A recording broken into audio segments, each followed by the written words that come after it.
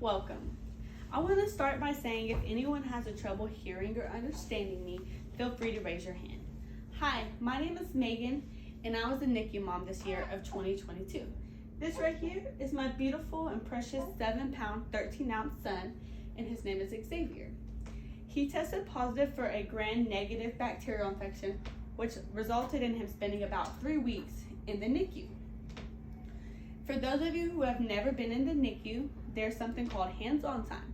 During hands-on time, parents are allowed to feed, change, and hold their baby. This is about every 3 or 4 hours depending on the baby.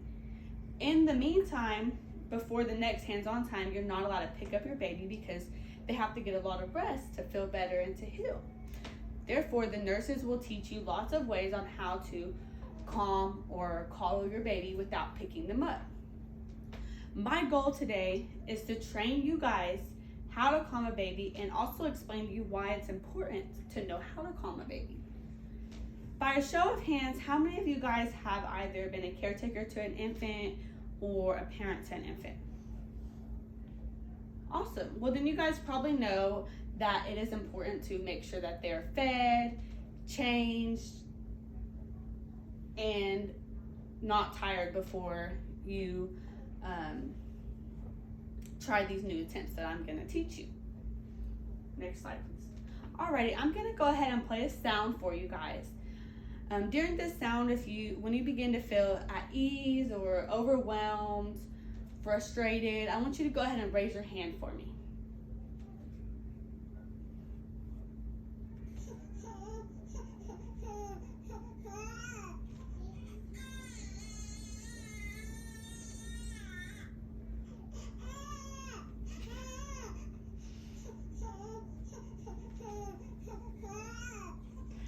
Perfect.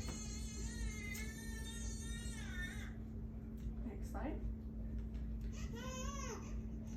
So oftentimes caretakers or parents, they become overwhelmed or frustrated by the sound of their baby and not being able to calm them.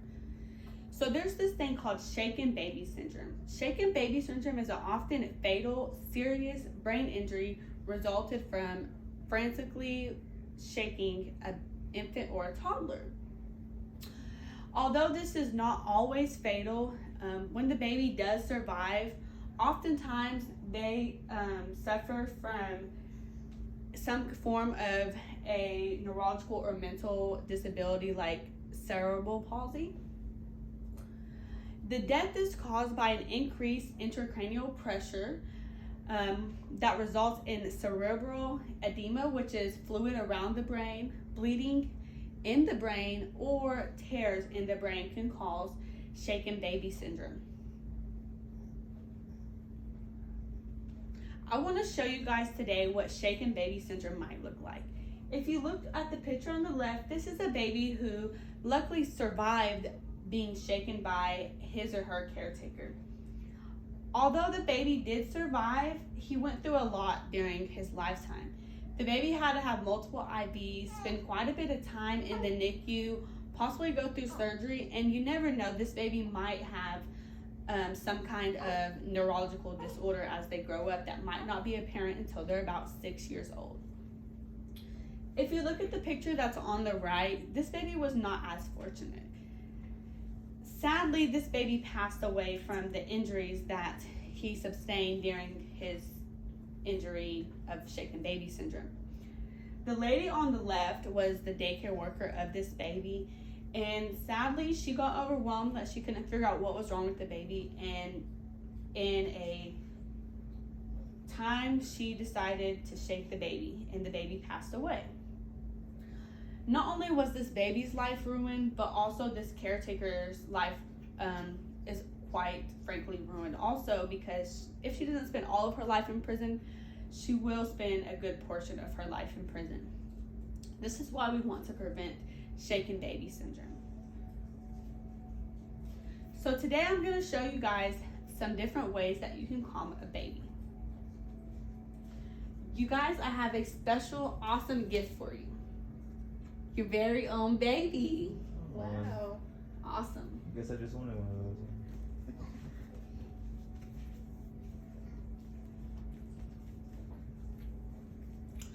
So if you don't know how to swaddle, there are a couple different options for you.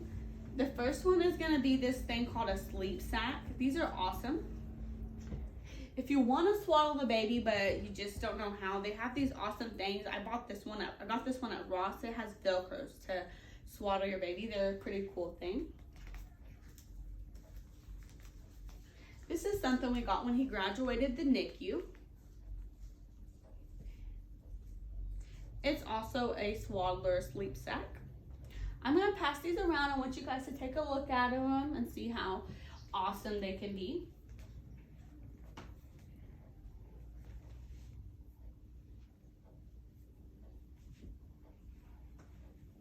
I also have some blankets so you guys can practice. I definitely encourage you to practice and ask questions. If you need help, feel free to let me know and I'll come around and help you guys with swaddling your baby. I have a pretty good picture right here that you can also follow along as I show you. So here's my baby.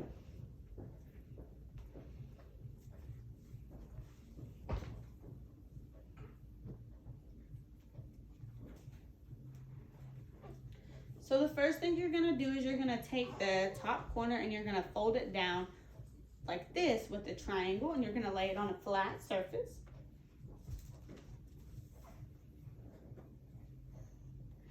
You're gonna lay the baby directly in the middle. Wow, you guys are doing a great job. You're gonna take the left corner or the right corner, whichever side you prefer to start with, and you're gonna tuck it under the baby using its weight to hold it down. Yep, just like that. Perfect, perfect. Then you're gonna take the bottom corner and you're gonna fold it up just like this. Yep, up. And you're gonna tuck it under again using the weight, so the baby's weight. So am I turning it this way? Yeah, just like that. Perfect. You're gonna take the opposite corner and you're gonna fold it and you're gonna put it under the baby. Is it okay that my baby's arms are out? Good question. So in the NICU, they will tuck the baby's arms into the swaddle. However, when you go home, they're going to encourage you to leave the baby's arms out because they can wiggle up and the blanket can suffocate them. However, in the NICU, they're on monitors, so if that was to happen, a nurse would run in immediately and uncover the baby. So what's the purpose of a swaddle? The swaddle is used because babies, when they're in their mom's tummy, they're used to feeling very tight and they can't move very well. So it kind of reminds them of that and also keeps them warm. Another trick that a lot of people don't think of is that your baby might be cold, or they also like to be kept warm. In the NICU, they're under a warmer constantly to keep them warm. But at home, you can take these blankets and you can put them in the dryer and swaddle your baby or cover your baby, and then it's a pretty good warmer. A lot of people don't think of that. It's a pretty awesome thing. Another option is they have these things called sweeties. They're these little purple things. You just take one little drop and give it to the baby. It's a sucrose solution, but it's basically like sugar water, and the baby loves it. They can be used multiple times, but you just really only need one little drop of it. You can buy these on Amazon or basically anywhere online. Look, I think he wants some right now. But anyways, I'm going to pass this around. I want you guys to see. Like I said, you can buy them on Amazon. They're actually not too expensive. Hey. Hi. Hi.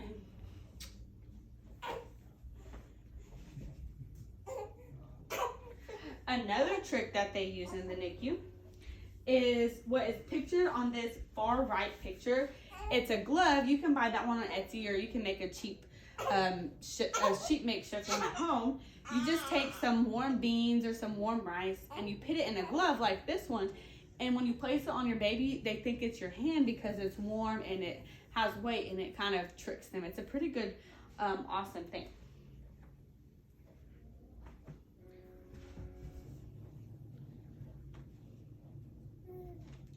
Another thing is babies are like little humans. They like to see the world that they've just joined. So you might walk around and let them see what's in this world. They like when you walk them around. Another thing is you can sing, perfect. You can sing them lullabies. Hi, hi, talk to them. Pacifiers are a good solution, but once I left the NICU, my baby doesn't seem to like it very much. Other babies, they seem to love it. As you can tell, sometimes these tricks that you learn or that you try, they might not work. This is because babies can only cry to tell you what they want. They can't exactly use their words to tell you what they want or what they might need. Therefore, it's pretty much just a guessing game. I want you guys to know that it's completely normal to feel overwhelmed or frustrated. But in these times, know that it is okay to ask for help. I don't know a single mom that hasn't had to ask for help before, so it is expected of you to ask for help. Another thing is, when you become overwhelmed, know that it is also okay to go and put your baby in something like this swing right here, and you just put them in here. And make sure you buckle them up because you want to make sure the baby is safe. That is the key to this, is making sure that the baby is safe whenever you leave them in something like this. So I'm gonna go ahead and unswaddle him so I can buckle him up.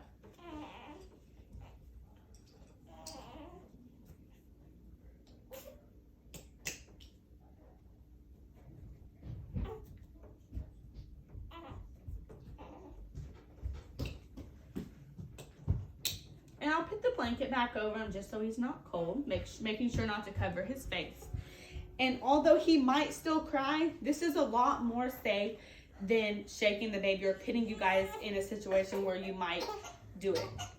So although the baby's crying, it is okay to walk away and take a break so that you don't become overwhelmed. I'll get this baby out. And then whenever you have taken a break and you have calmed down, you can go back and get your baby and try again. Hey. Hi.